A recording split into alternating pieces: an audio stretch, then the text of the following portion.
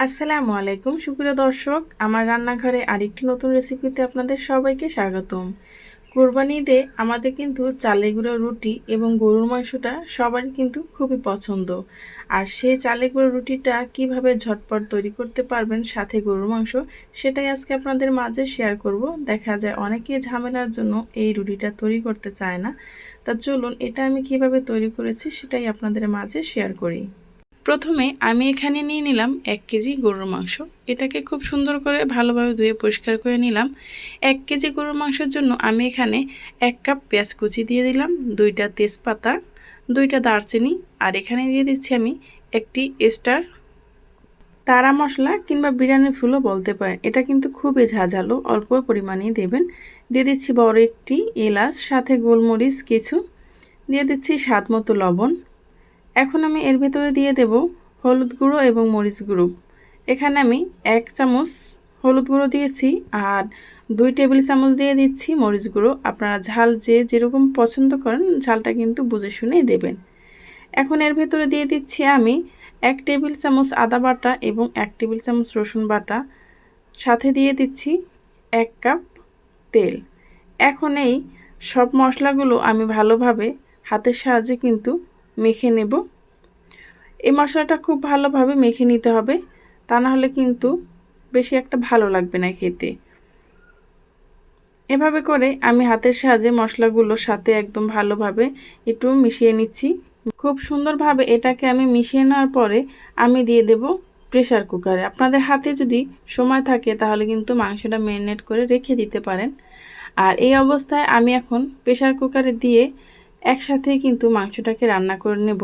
আপনাদের হাতে যদি কিছু সময় থাকে তাহলে কিন্তু এই মাংসটাকে এই প্রেসার কুকারে দিয়ে কষিয়ে ভালোভাবে তারপর ঢাকনা দিয়ে পানি দিয়ে তারপর রান্না করে নিতে পারেন। যেহেতু আমি ঝটপটে এটা রান্না করব, সেক্ষেত্রে কিন্তু আমি এখানে আর কষিয়ে নিলাম না। এখন আমি 1 কাপ পরিমাণ পানি দিয়ে দিলাম। এখানে 1 কেজি মাংসের জন্য আমি 1 কাপ পরিমাণেই পানি দিয়েছি, কারণ মাংসটা সেদ্ধ হয়ে যাবে সিটিতে, সেই জন্য। এখন আমি মাংসটা বসিয়ে দিয়ে অন্য আরেকটি চুলায় বসিয়ে দিলাম রুটি বানানোর জন্য পানি। পানিটা যখন খুব সুন্দরভাবে ফুটে উঠবে তখন আমি এর ভেতরে দিয়ে দেব লবণ। স্বাদ মতো অবশ্যই লবণটা দেবেন, তা নাহলে কিন্তু রুটিটা খেতে ভালো লাগবে না। যখন পানিটা খুব সুন্দরভাবে বলক উঠে আসবে তখন আমি এর ভিতরে দিয়ে দিলাম চালের গুঁড়ো। আপনারা বেশি কিংবা কম যেইটাই তৈরি করেন আপনাদের পরিমাণ বুঝে কিন্তু আটাটা দিয়ে দেবেন, মানে চালের গুঁড়াটা দিয়ে খুব ভালোভাবে এটাকে নেড়েচেড়ে মিশিয়ে নিতে হবে। কিছু সময় আপনি এটাকে ঢাকনা দিয়ে ঢেকে রেখে দেবেন। এখন আমি খুব সুন্দরভাবে এটাকে মিশিয়ে নিচ্ছি, সব পানির সাথে যেন আটাটা ভালোভাবে মিশে যায় এবং খুব সুন্দরভাবে সেদ্ধ হয়ে যায়। এখন আমি চুলাটাকে বন্ধ করে কিছু সময় ঢাকনা দিয়ে ঢেকে রেখে দেব, যাতে করে খুব সুন্দরভাবে এটা সেদ্ধ হয়ে যায়। হালকা যখন গরম হবে তখনই কিন্তু এটাকে আমি ভালোভাবে হাতের সাহায্যে ময়ান করে নেব। এটা কিন্তু গরম থাকাকালীনই মেখে নিতে হবে, তা না হলে কিন্তু এটা শক্ত হয়ে যাবে ঠান্ডা হয়ে গেলে। তখন আপনি এটা হাতের সাহায্যে কিন্তু এটা ময়ান করতে পারবেন না। তো চেষ্টা করবেন একটু গরম থাকাকালীনই এটাকে ভালোভাবে ময়ান করে নিতে। তারপর আমি এভাবে 5 থেকে 7 মিনিট এই আটাটাকে ময়ান করে নিয়েছি। যতটা আপনি এটাকে ময়ান করে নেবেন রুটিটা কিন্তু ততই সফট হবে এবং খেতেও ভীষণ ভালো লাগবে। এখন আমি একটি রুটি বেলার ফিরির উপর রেখে একটি রোল তৈরি করে নিচ্ছি। আপনারা চাইলে ছোট ছোট বল শেপ করেও নিতে পারেন, কিন্তু এভাবে করলে সবগুলো রুটির সাইজ একরকম হবে এবং আপনি খুব সহজেই রুটির যে শেপটা সেটা আনতে পারবেন। এভাবে করে আমি একটি সুতো নিয়েছি, দেখতে পাচ্ছেন একটি সুতো এভাবে করে ধরে সবগুলো আমি কেটে নিচ্ছি। আর এটা কিন্তু খুবই ইজিভাবে ঝটপট কেটে নেওয়া যায়। আর দেখতে পাচ্ছেন প্রত্যেকটা সাইজ কিন্তু একইভাবে হয়ে গেছে। এভাবে করে আমি সবগুলো রুটির প্যারা কেটে নিলাম। এখন আমি রুটিগুলো বানিয়ে নেব। আর এটা যেহেতু সবাই পারে সেজন্য আর কিছু বলার নেই। যারা না পারে, নতুন আপু আছো, তারা কিন্তু এভাবে করে খুব সহজেই রুটিটাকে তৈরি করে নিতে পারো। এখন আমি কিছু আটা দিয়ে খুব ভালোভাবে এই রুটিটাকে তৈরি করে নিচ্ছি। দেখতে পাচ্ছেন রুটিটা কিন্তু একদম ফেটে যায়নি। যদি আটাটা ভালোভাবে সেদ্ধ না হয় তাহলে কিন্তু রুটিটা ফেটে যাবে।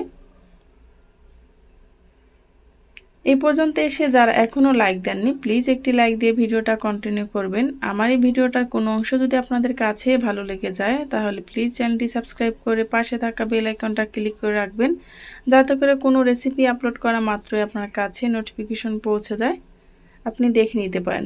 এভাবে করেই আমি সবগুলো রুটি তৈরি করে নিচ্ছি। তারপর আমি এটাকে ভেজে নেব।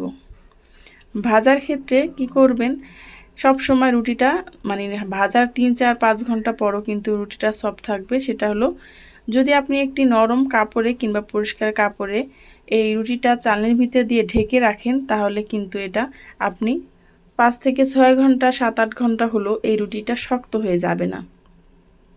এখন আমি একটি কড়াইতে রুটিগুলো ভেজে নিচ্ছি খুব ভালোভাবে। আর রুটিগুলো ভেজে ভেজে আমি একটি চালনিতে রেখে দিয়েছি একটি সাদা কাপড় দিয়ে ঢেকে। আপনারাও কিন্তু এভাবেই করতে পারেন।